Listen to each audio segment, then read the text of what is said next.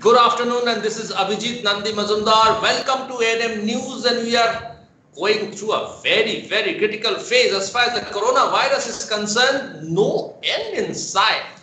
New cases are ever rising, not only in India, and although there are claims of vaccines being invented, Italy claimed, Israel claimed, Germany is claiming, but then there are no specific indicators that they have been successful. So where does this all lead to? Well, that's a big question mark. But the moment, let's find out from where it all started. And I have with me a very, very different person. Dr. Akash Aboti. Dr. Akash Aboti is a part, he's researching with his professor who was a part of the Wuhan lab, and he is a part of that entire team researching on the outbreak of coronavirus and how it can be controlled. Who's Dr. Akash Aboti? Hello, nice to talk with you. Yes, Dr. Akash, now where is this coronavirus? How and where did this coronavirus originated? There have been a lot of theories floating around, but what is your research? Because you have been connected directly with the laboratory which has been doing this research. So where has this coronavirus started, developed first? Yes, I can surely tell you that thing. Actually, I work in Guangzhou. And the professors from Guangzhou and different parts of China were invited to Wuhan to take care of this situation and to control this virus and everything.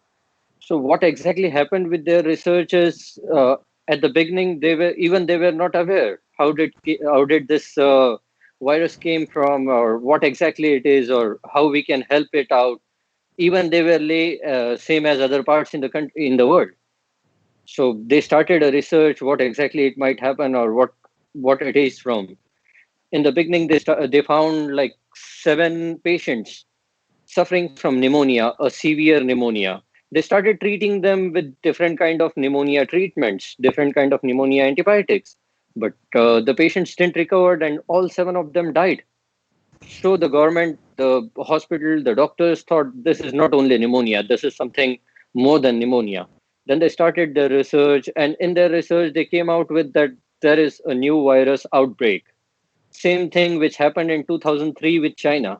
In 2003, SARS-1 was outbreak in China, but it was not spread all over the world. The reason behind it being is in China right now, when it was the outbreak was started, it was New Year time. It was on peak of New Year preparations. And that is the most important time of China. What exactly happens in this time is Chinese people go on off duty for more than 45 days or around 45 days. So everyone traveling from here to there to there, or the people from abroad settled in China, they will go back to their countries and all these things. This was the reason why it was not able to be controlled. And as soon as they diagnosed that this was a new virus, they started a research how it came into existence and all those things. Actually, Wuhan, for your knowledge or to tell to the viewers, I can say Wuhan is a large seafood consuming place. The people over there eat a lot of seafood, and in some research they found that this virus came through bat, but bat is not a seafood. So actually, then they did the research and everything. In their research, they found out that the bat was in connection with some of the sea snake, and this sea snake was eaten by the people over there, and that's how it came into the human being. That was the most important thing I can say in this scene. Whatever different countries or different people are claiming, I don't think all these things are correct.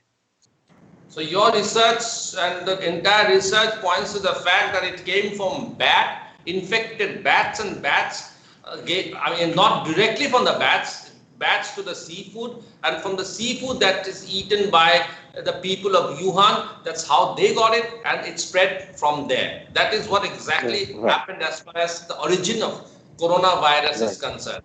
right? Right. Right.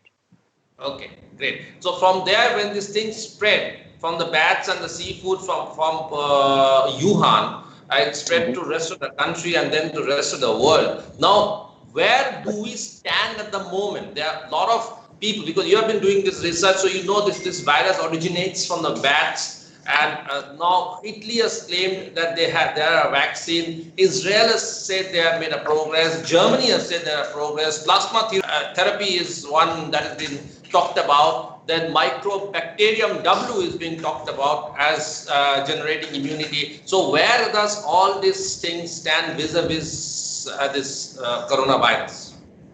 Yeah. In all these things, we made a treatment protocol. We means my professors who are working in China. They made a treatment protocol. What treatment protocol should be followed for the patients who are suffering from COVID-19?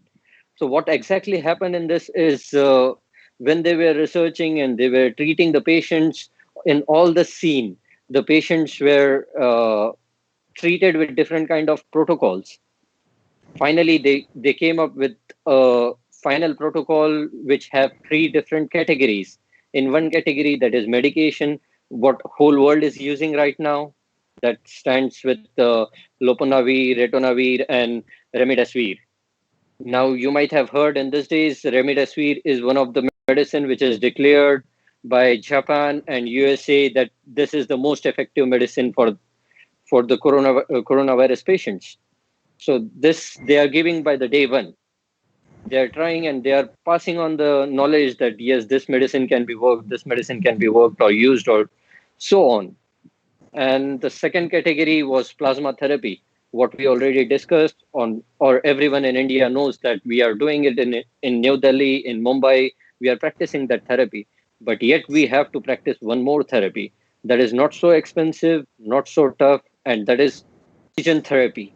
What exactly is done in oxygen therapy is a liquid oxygen is supplied directly to the lungs of the patient, and that helps the patient to recover from all kind of coronaviruses, I can say, because as you might have heard that the coronavirus is different in different places.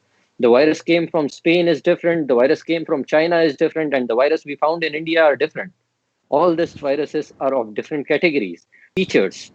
So all kind of features are covered with oxygen therapy up to their research, what I can say.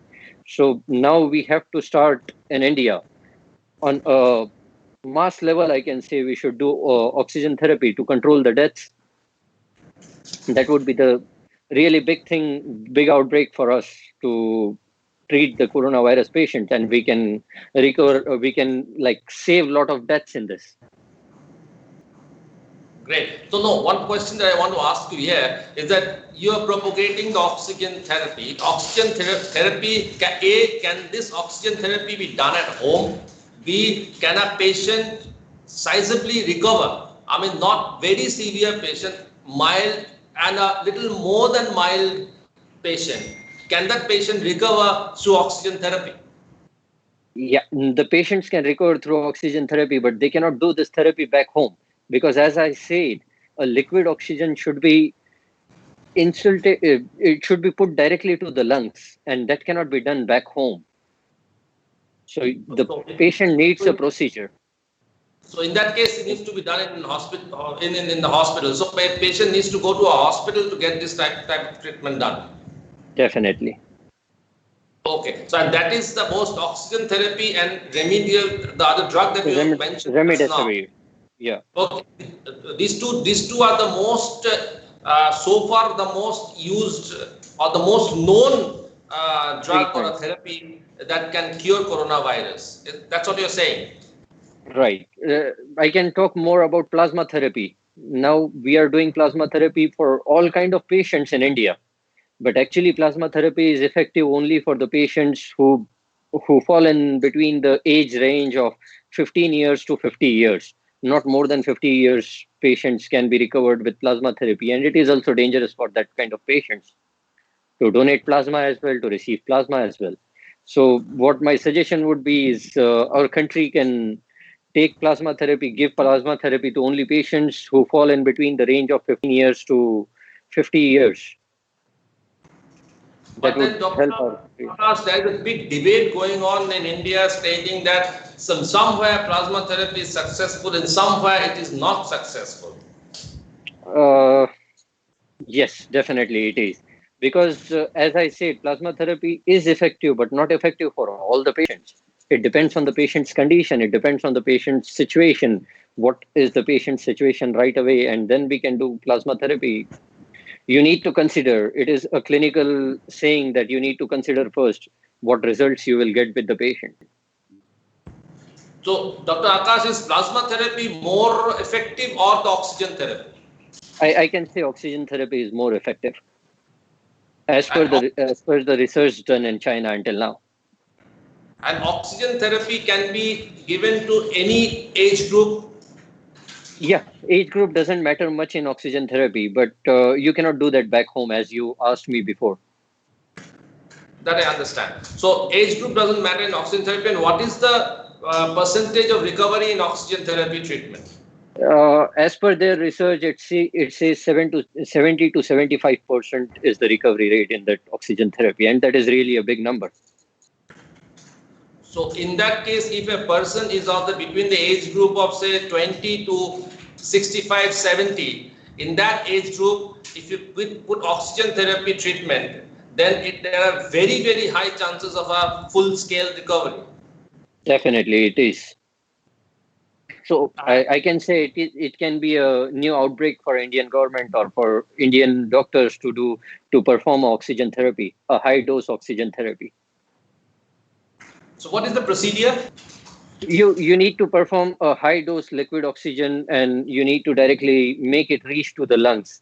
It will be very clinically. It would be very clinical if I explain everything how to insert the oxygen inside.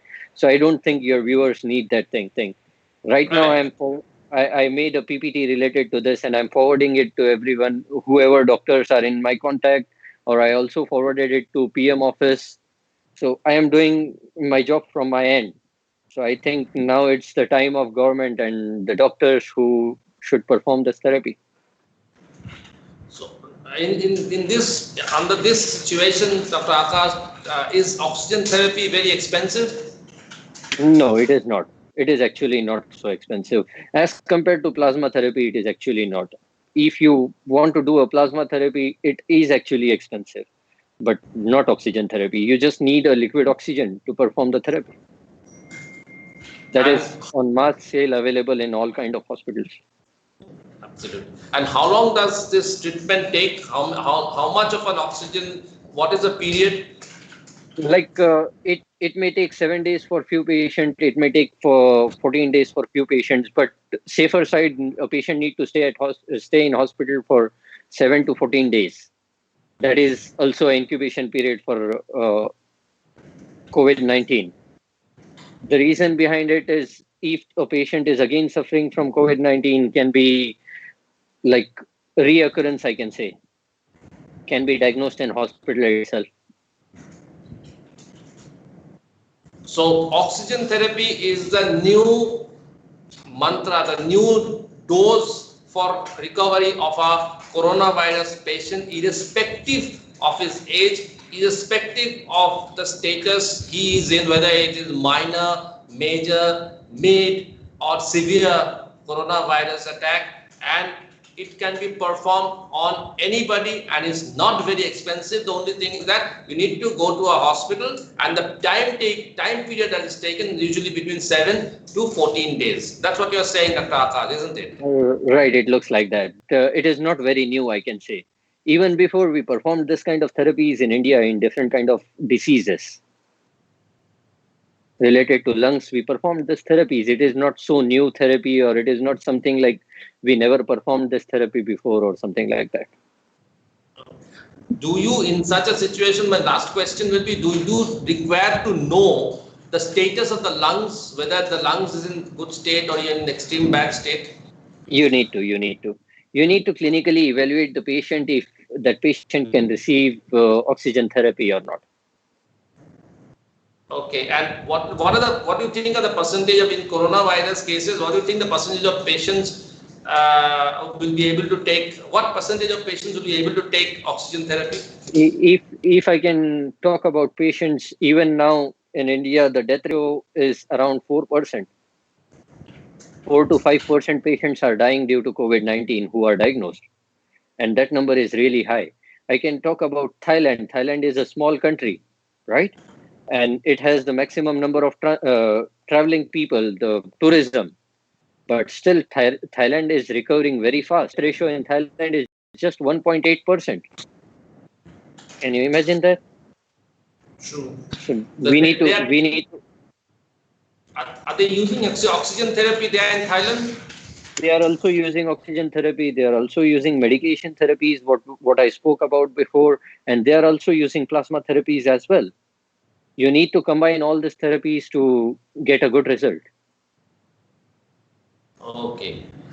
Right, doctor. So very, very important thing that you suggested. It's a very wonderful deduction, and it's going to be good news for a lot of people. Oxygen therapy can cure coronavirus, irrespective of severity, irrespective of age. That's a new finding at the moment. Things are coming from various quarters, but this is a definite new finding, especially coming from a place where a lot of research has taken place, coming from a place where the coronavirus originated. Thank you very much, Dr. Akash, for sharing all this with us. And I'm sure this has been a great learning lesson, very educative lesson, not only for all our viewers, but also for us in the ANM News family. And we have also come to know about this, and I'm sure this will be more utilized. And for us, it's been an absolute eye-opener. Thanks a lot for your time, Dr. Akash Aboti. Thank you very much, and we'll keep coming to you later for further details or if there are any developments. Thank you, Dr. Akash. Thanks a lot. Thanks a lot. Yeah.